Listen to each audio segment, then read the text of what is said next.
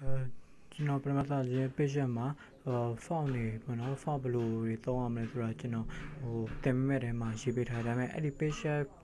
မှာ font အသစ်ဆိုင်တွေဘယ်လိုသုံးရလဲဆိုတာက page မှာယူသုံးလို့ရတဲ့ font တွေကကျတော့အဲ့လို Google ကနေပြီးတော့သွားယူရတော့နော်သွားယူပြီးမှ page မှာ copy paste နဲ့ပြန်သုံးရတာဖြစ်တဲ့အတွက်ကျွန်တော်သင်ပေးရတဲ့အခါမှာလိုက်လို့ရတဲ့လူအောင်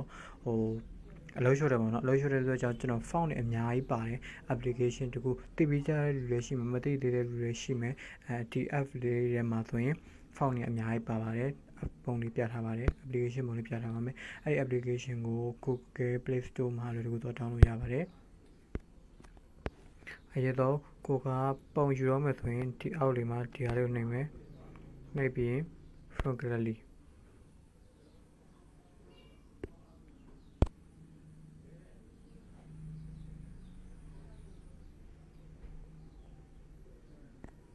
gallery ပုံတစ်ပုံယူလိုက်မယ်ပေါ့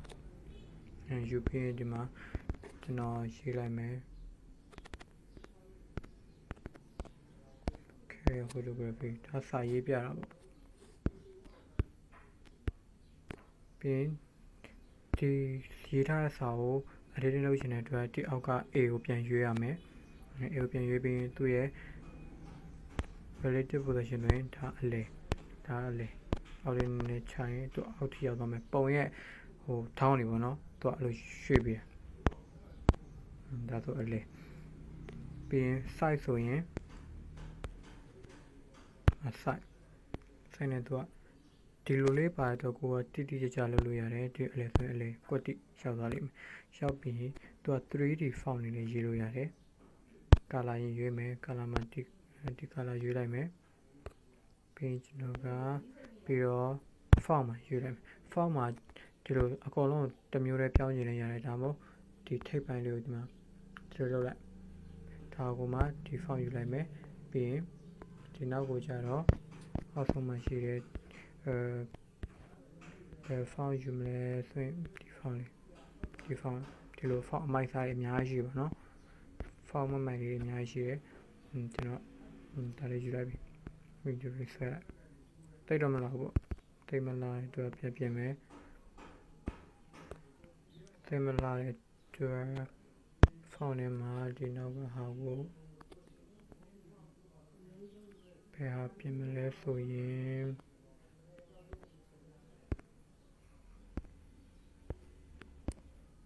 ဒီလိုပဲထားဒါဘေးရောက်သွားတဲ့အတွက် relative position မှာဒီလိုအောက်ကိုနည်းနည်းချင်းချမယ်ဆိုရင် zero position မှာဒီကအောက်လေးကိုနည်းနည်းချင်းချလို့ရတယ်ဒါဆိုရင်ဖြည်းဖြည်းချင်းချတာဖြည်းဖြည်းချင်းရွေးတာအခုပြီးရင် 3D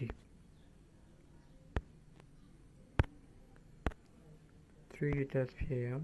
ဒါဆိုရင်3ဖြစ်သွားဒီမှာမှသူ့ရဲ့ 3D ဘလောက်ဟိုသာဖြစ်မယ်ကိုယ်လိုက်ပြီးတော့ editing လုပ်လို့ရတယ်ပေါ့နော်ဒီ color gradient ကနေဒီမှာဆိုရင် 3D ဖြစ်သွားပြီအောက်ဒီအပေါ်လေး PicsArt ထက်စာလုံးfont ဖြည့်ရတာပေါ့နော်အများကြီးမိုက်တယ်ဒါဆိုရင်အရှိတ်တွေ 3D အရှိတ်တွေပါမယ်ပြီးရင် 3D rotate ဒီလိုခုနမှာပါပြီးသားပေါ့ဒါကထိုးတာစလုံးရှိုင်နာတို့အပေါ်အောက်တို့ဒီလို 3D ဘက်ပေါ့ကျွန်တော်အင်္ဂလိပ်လိုကြမှာခေါ်တတ်လို့ကိုကလင်းတို့ဒါဆိုရင်လုံးလေးဖြစ်သွားပြီဒါသူ့ရဲ့လားရပေါ့